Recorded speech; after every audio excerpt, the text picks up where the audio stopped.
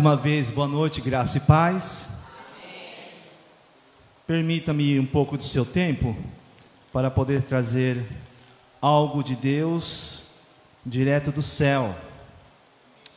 E para isso se faz necessário você querer ouvir a palavra de Deus. A mensagem dessa noite vai mexer com alguns.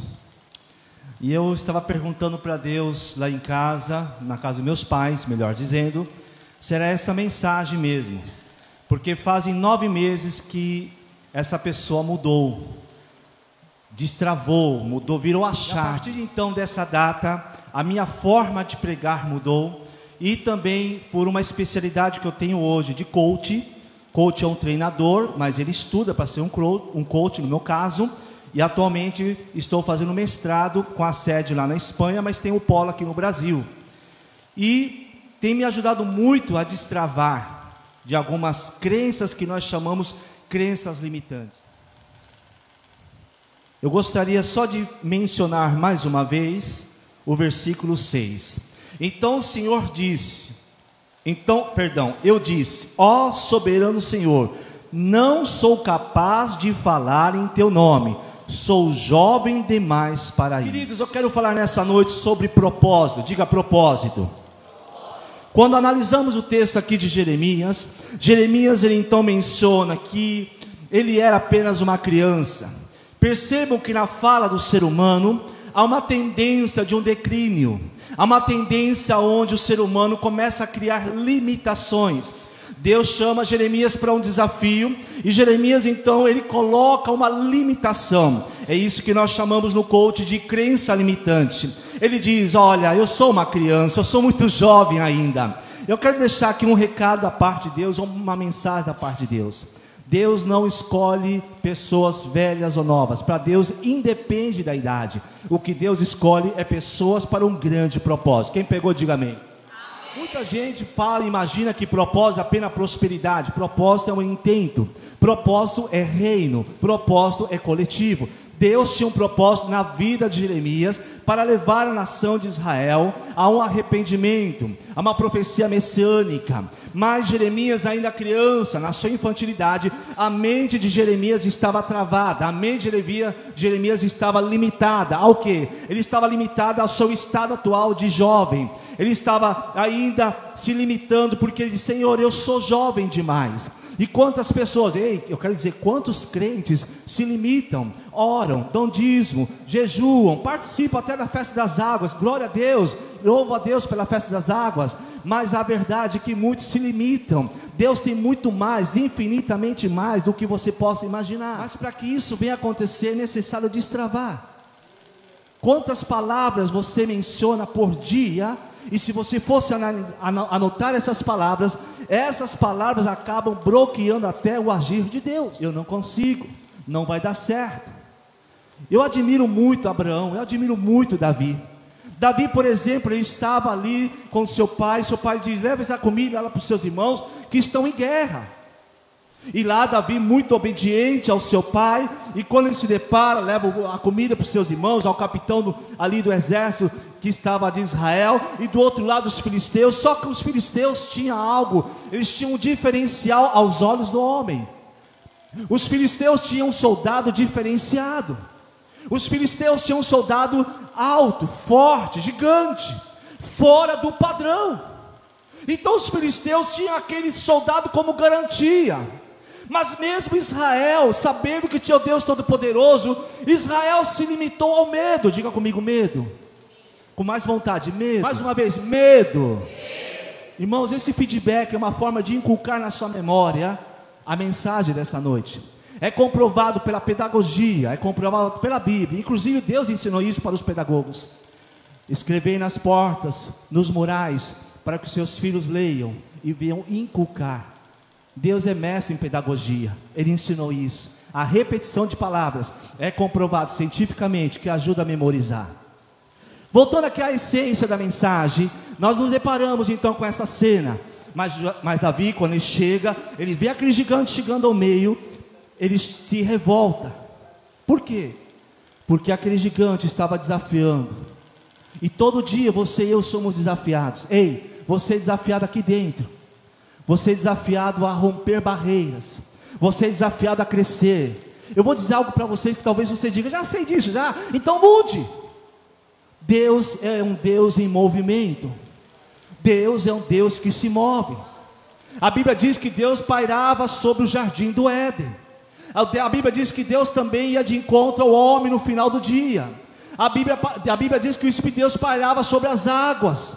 Deus está em constante movimento. E para andar com Deus, tem que sair da mesmice, tem que sair das crenças limitantes. E romper isso é o mais difícil. Vou falar mais para frente sobre isso. Mas Davi, por algum motivo, ele vê aquela cena e ele se revolta. Ele não aceita. Para alguém viver o propósito de Deus, a primeira coisa é não aceitar o conformismo. É não aceitar o que o inimigo fala. Quantas vezes o inimigo fala: você não vai conseguir. O que adianta inovar? O que adianta? E ele vem colocando crenças limitantes. Davi então pega, ele se revolta e diz: quem é esse incircunciso para afrontar o exército do Deus vivo? Então Davi, ele se revolta. Mas alguns mandaram ele se calar. Alguns mandaram: fica quieto, você é um menino. Se alguém quer viver o propósito de Deus, vai ter que aprender a passar pelo processo. Eu vou repetir. Se alguém deseja viver o propósito de Deus, que é muito maior do que os seus sonhos, vai ter que aprender a passar pelo processo. Alguns tiveram coragem de até falar aleluia, mas não sei se vai falar agora. O processo é doído. O processo é renúncia. O processo, vão fazer reuniões na sua ausência, reuniões ocultas. O processo, você vai se sentir rejeitado. No processo você vai sentir o que é ser rejeitado. Muitos não vão acreditar em você. Mas se o propósito for maior no teu coração, tem alguém que vai estar junto contigo durante o processo. Tem alguém que vai falar: não desista. Está doendo, eu sei que está doendo. Não, eu sei que ninguém acredita mais em você, mas eu acredito, eu te escolhi, acabei de ler. Eu te escolhi, antes de você nascer eu já te escolhi. Antes de você nascer, não importa que você fez isso, não importa que você errou, eu continuo acreditando em você, que você vai ouvir a minha palavra, que você vai escolher andar comigo, eu te escolhi para isso. E aquele avião então pega o rumo, aquelas turbinas começam a ligar, e quando ele vai subindo, chega um momento que ele passa aquelas nuvens. Estava nublado aqui em São Paulo, em Guarulhos. De repente ele passa aquelas nuvens pesadas. E aí eu vejo ali o avião rompendo aquelas nuvens. E vem o nascer do sol. Coisa linda. O processo de transformação é isso. É romper barreiras. O processo de transformação é romper paradigmas. O processo de transformação é quebrar as crenças limitantes para um propósito, para crenças que te levam a valores. Quem pegou, diga amém. Fechando aqui o raciocínio de Davi. Davi e seus irmãos: vai embora para casa, você é pastor de ovelha. E Davi falou: não, eu não vou levar esse desaforo não. Eu não vou levar esse desaforo. Eu vou enfrentar esse gigante. Sabe por quê? Porque Deus tinha um propósito na vida de Davi. E Davi sabia que Deus estava com ele. Davi enfrenta o gigante, derruba o gigante, encurtando a história. Davi então vence o gigante. Só que tudo isso foi antes dele se tornar rei. Você tem um sonho, mas para que esse sonho se torne realidade, tem que estar dentro do propósito de Deus. Deus não une pessoas, Deus une propósito. Se você quer ver a sua vida mudar financeiramente, mude e comece a mudar a vida de alguém. Você foi chamado para um grande propósito. Pergunta que eu faço para a igreja: quem é você? Eu sou um mecânico. Eu sou um professor, eu sou um empresário. Sua resposta se limita a isso? Está satisfeito com isso? Então você não entendeu o que é um propósito. Se você perguntar para mim: quem é você, pastor Josué? Eu sou alguém que faz parte de um grande propósito. Mas não deu certo na minha vida. Não deu certo porque você não entendeu o propósito. E aquilo que parece que está dando errado faz parte do propósito. As dores fazem parte do propósito. A rejeição faz parte do propósito. Mas se você acreditar no propósito de Deus na sua vida, Deus vai te surpreender. Não se limite apenas àquilo que você vê. Não se limite apenas àquilo que você está passando. Ei, olha além, enxerga além. Deus escolheu Moisés. Moisés é outro, que quando Deus chamou ele na sarça ardente, ele falou, mas eu sou homicida, eu sou gago. Deus poderia curar a gagueira, eita, vou entregar, agora é manto. Deus poderia ter curado a gagueira de Moisés, mas Deus usa pessoas gagas. Deus usa pessoas mancas. Porque se fosse para tirar, ele não precisava dessas pessoas. Ele usa para mostrar que quem faz é ele e não a pessoa. E Deus, em vez de curar a gagueira de Moisés, Deus falou, eu vou te dar um porta-voz. O seu irmão Arão será o seu porta-voz. Deus não faz a gente viver um propósito sozinho.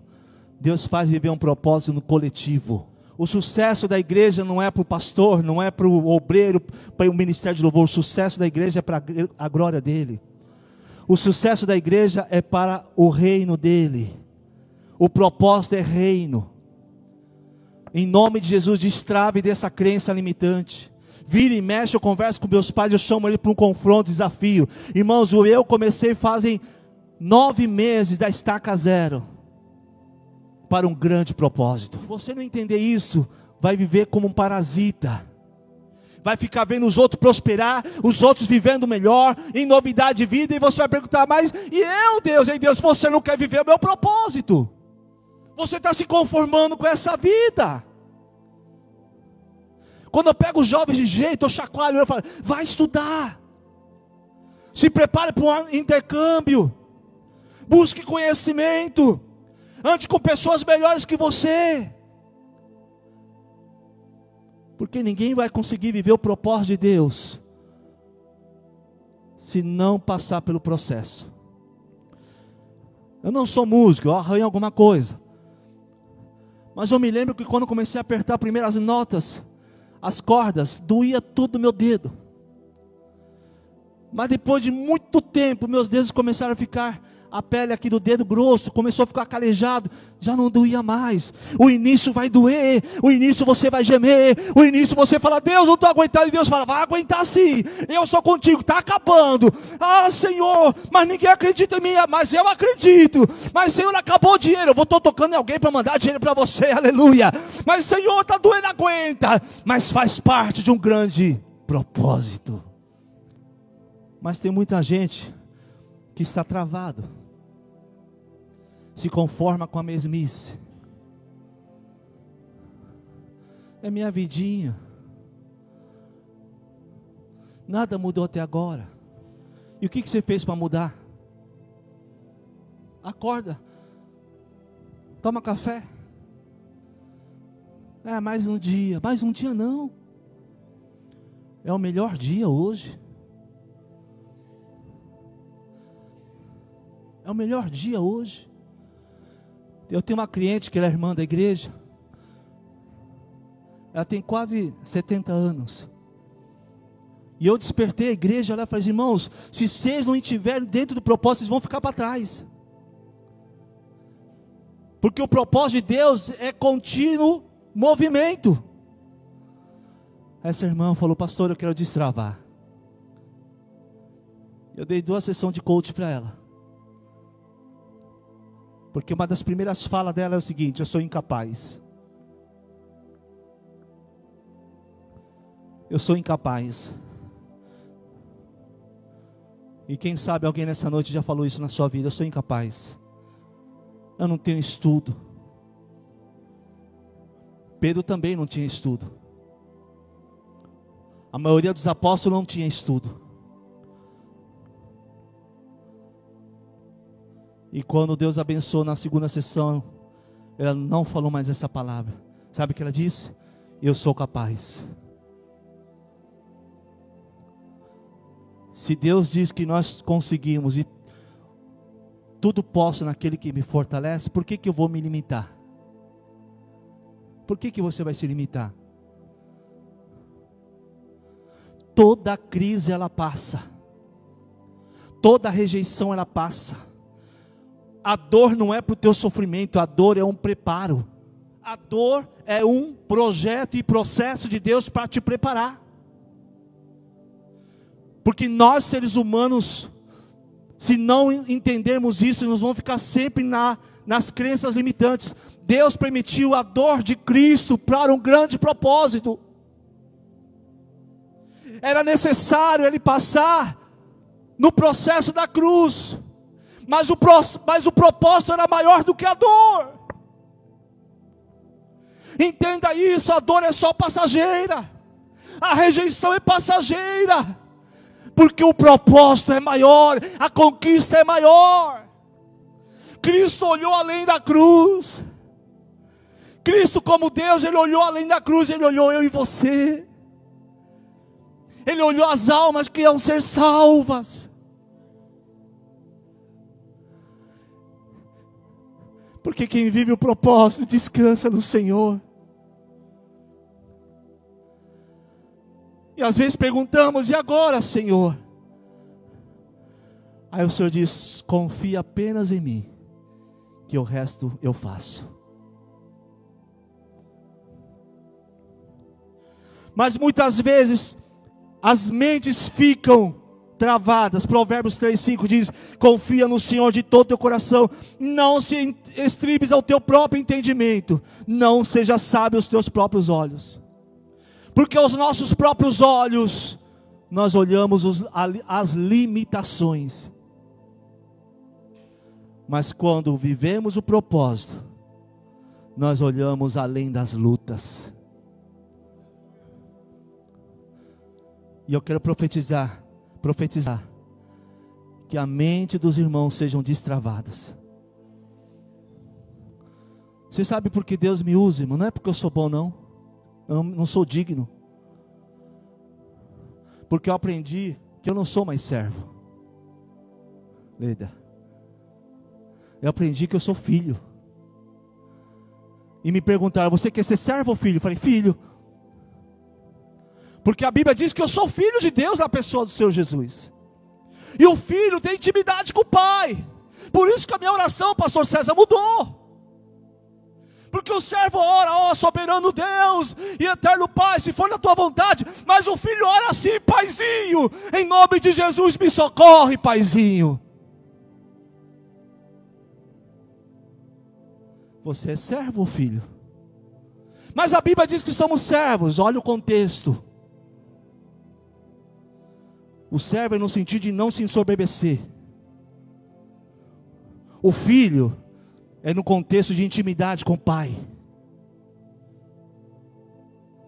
O Senhor Jesus nos chamou de irmãos. Eu não vos chamo mais de servos. Irmãos. Amigos. Por isso que às vezes você vê gente que se converte hoje, e em um mês já está conquistando grandes coisas. E eu não estou falando de teologia de prosperidade. Estou falando de uma vida com propósito. O destravar das crenças limitantes. Para viver o novo de Deus. Qual é a maior dificuldade da maioria dos crentes? É porque se limita a servo. Se limita a algumas regras. Não rompe. Se você quer viver o céu, porque a Bíblia diz que nós já estamos nas regiões celestiais com Cristo. A forma que você interpretar a sua vida, é a forma que você vai viver.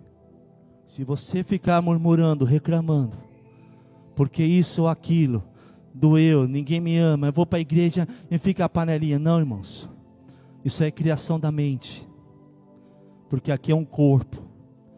O pastor ama todos. Irmão, nós estamos na campanha da latinha, lá no ministério. Pastor César, esses dias o quilo da latinha, do alumínio, estava R$5. Tem gente que joga latinhas fora assim, não sabe o valor que é aquela latinha. Só não fica rico porque não entende, não pegou a visão, fica se limitando, quer sonhar ganhando na lotérica. Do teu suor tu comerá o teu pão. Semeia no reino para você colher grandes resultados. Eu fiz questão, e pastor permitiu do relógio, para mostrar que o que nós semeamos no reino, nós vamos colher aqui na terra. Não se limite às crenças que querem te bloquear. R$5 a latinha, e estamos lá. E esse exemplo da latinha foi de um ministério aqui de Santos. Quando eu fui lá no culto, na época fomos ver lá um pregador, aí eu vi aqueles carrão de doutores, médicos, advogados, tudo com vidro com latinha. Falei, que manto é esse? O pastor estava fazendo a campanha da latinha. Agora tem uns aí, eu pegar a latinha, credo. Fica aí com credo, não pega a latinha, enquanto outros estão vivendo o propósito.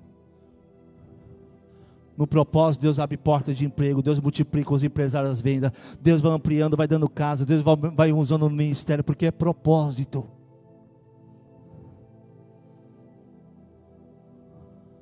É propósito. Confia no Senhor de todo o teu coração. Muitos são os planos do coração do homem, mas é o propósito do Senhor que permanecerá. Provérbios 19:21. Agora está tudo certo.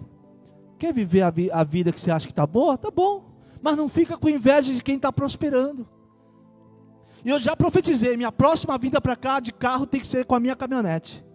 4 portas, Hilux, automático, completa. E eu vou trazer melancia, vou trazer mandioca, vou vir com o meu chapelão, com a minha botina, e vou falar meus irmãos do baiano, meu rei, e lá tem muito gaúcho, paranaense, que já estou aprendendo a falar igual a eles. Porque eu estou vivendo um grande propósito. Ah, mas falam de você. Problema deles. Não pagam minhas contas. A questão é que nós, às vezes, no ser humano, queremos dar importância para os plantonistas fofoqueiros. Deixa eles. Muitos anos atrás, o pastor César ensinou. Para de alimentar os fofoqueiros. Você vai ver, corta o mal pela raiz. Muitos anos atrás o senhor ensinou isso. Fofoca só tem força quando a gente dá valor. Tu vai ver, nunca mais o fofoqueiro vai te levar uma fofoca. Ah, mas eu não sou fofoqueiro. Mas gosta de ver uma? É mesmo? Conta mais, irmã, conta. É apenas um comentário santo. Viva o propósito. Deus te chamou para ser criativo. Deus te chamou para uma grande recompensa. Irmãos, esses dias eu ouvi algo que me despertou. Deus não deve nada a ninguém, porque alguém fala, estou fazendo a obra, um favor para Deus. Mentira, balela, porque Deus, ele diz que Jesus falou que meu Pai o recompensará. Deus honra e paga tudo, e se não for aqui na terra, vai ser na eternidade. Mas ninguém faz nada de graça para Deus. Deus quer nessa noite destravar. Às vezes o pastor certo está passando uma ideia, mas muitos não estão entendendo. Porque às vezes a visão de quem está no propósito é tão grande, tão alto, que os que estão perto não conseguem enxergar. Tá, não te convenceu, vamos lá. O profeta foi lá, desafiou os profetas de Baal, tal, Acabe, e não chovia na terra. Olha só quem vive o propósito, olha só. Bom, ele estava conectado com Deus, Deus estava conectado com ele, mas de repente, ele fala para o seu servo, dá uma olhadinha ali na frente, e olha no horizonte, vê o que você vê. E não chovia na terra, mais de anos. Aí, eu estou vendo uma nuvem do tamanho da mão de um. Aí o profeta falou, vamos arrumar nossas coisas que vai vir chuva. O moço olhou apenas uma nuvem pequena, mas o profeta olhou uma tempestade. Essa é a diferença de quem vive o propósito. Não se limita a um olhar humano, natural, mas se limita, mas usa a fé e vê a tempestade. Antes da fé vem a palavra.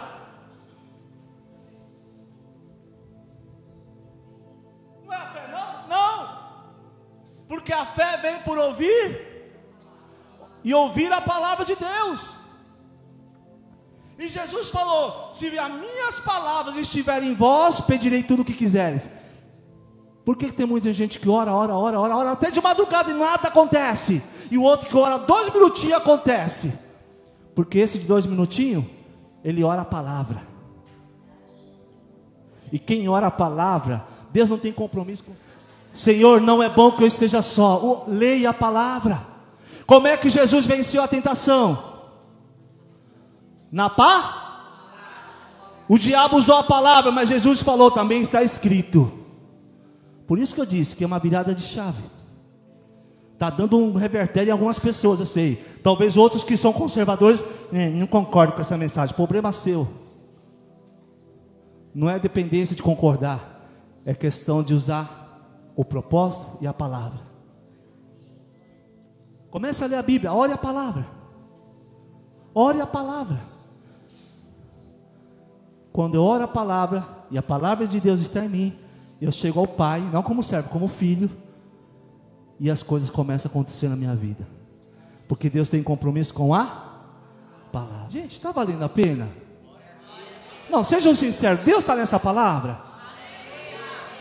Quem está percebendo que está dando uma virada aí? Seja sincero, okay? Uma, duas, já valeu a pena, já valeu a pena. Só quem está virando a chave, dá um glória a Deus aí, só para a gente sentir bem forte.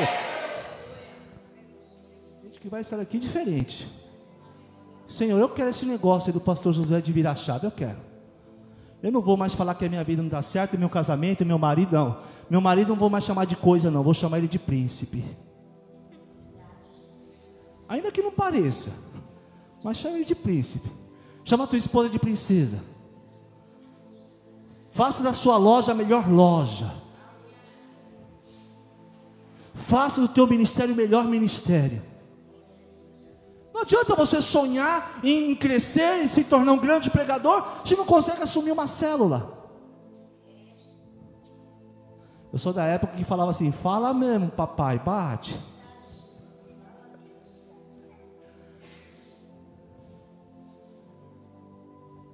Amplie a visão. Cresça. Mas me critica, para de ouvir. Na verdade estão fazendo marketing de você. Às vezes falam mal de mim, eu não ligo, porque eu sei que estão fazendo marketing. Quando falava mal de Jesus, deixa eu falar, meu filho. Estão nos ajudando a divulgar o meu nome. Pega a visão. E eu fico igual o Chaves, e fica assim, vai no tambor se esconder, pipi. Não. Sai do casulo. Pastor, me fala o tempo aí. Sai do casulo, fala para o teu irmão, sai do casulo. Pastor, eu quero esse negócio, eu quero destravar minha mente. Quer mesmo? Quero. Primeiro tem que ter coragem. Tem que sair da zona de conforto. Segundo, vai ter que aceitar o processo. Como assim, pastor? Agora já me deu medo. Então você não pode virar a chave. Você não vai entender o propósito. Deus vai te levar a novas experiências. E como obreiro há muitos anos e hoje especializado em coach, o maior travamento está aqui e aqui. Traumas, feridas, crenças limitantes,